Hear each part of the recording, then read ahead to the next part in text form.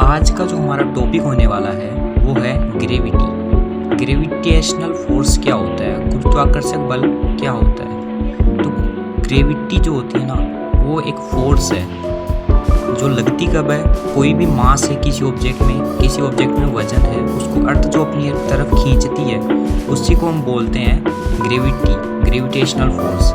कि तो अर्थ की ग्रेविटी है, उसने उस ऑब्जेक्ट को अपनी तरफ खींच लिया, तो ग्रेविटी फोर्स होती है। जैसे हम किसी बॉल को ऊपर फेंकते हैं तो जितनी हमने एनर्जी दी है, जब वो उसके अंदर ख़त्म हो जाती है बॉल के अंदर, तो वो नीचे आ जाती है क्योंकि उसे ग्रेविटी ने खींच लिया।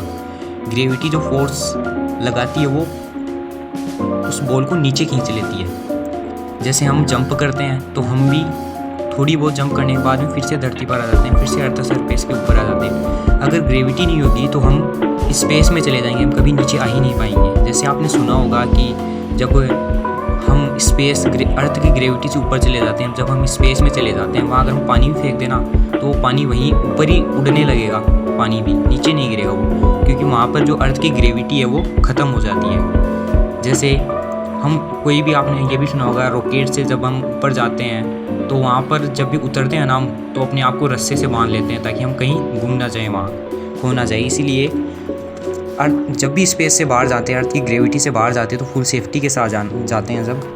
और ये ज़रूरी नहीं है कि जो ग्रेविटेशनल जो फोर्स होती है वो केवल मास पर ही लगती है, जिस चीज़ में मास है उसी पर लगती है। ये एनर्जी के ऊपर भी वर्क करती है।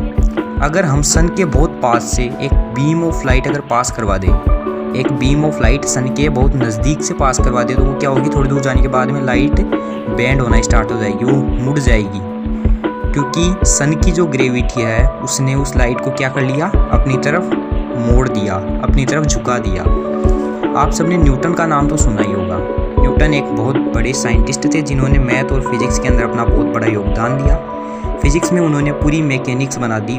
पूरी मैकेनिक्स जो फिजिक्स के अंदर है वो न्यूटन साहब की ही देन है। और मैथमेटिक्स में भी उन्होंने बहुत बड़ा एक चैप्टर जो कि 12th में हम पढ़ते हैं, कैलकुलस, उसका आविष्कार किया। उसके अंदर उन्होंने बताया डिफरेंशिएशन और इंटीग्रेशन के फंडास को।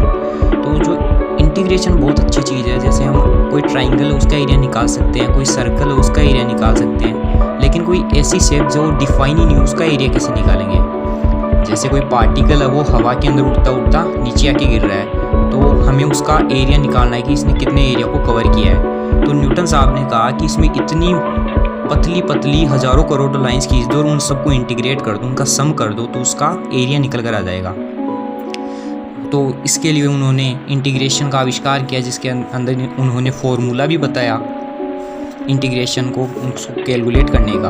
और ऐसा नहीं है कि जो ग्रेविटी होती है ना वो हर जगह सेम होती है, ग्रेविटी हर जगह अलग अलग होती है। जैसे हमारी ग्रेविटी जी है, उसकी वैल्यू दी गई है 9.8, लेकिन हम कैलकुलेशंस को ईजी करने के लिए अप्रोक्स 10 उसकी यूज़ कर लेते हैं वैल्यू ग्रेविटेशन फोर्स की। लेकिन चांद पर जाएंगे ना तो वहाँ पर ग्रेविटी G/6 लगेगी। जब हम अर्थ पे नॉर्मल जंप करेंगे ना और चांद पे नॉर्मल जंप करेंगे, तो चांद की जो जंप है वो अर्थ के मुकाबले बहुत ज़्यादा होगी। तो ग्रेविटेशन फोर्स चांद पर बहुत कम है, अर्थ पर ज़्यादा है। ग्रेविटी हर जगह अलग अलग होती है।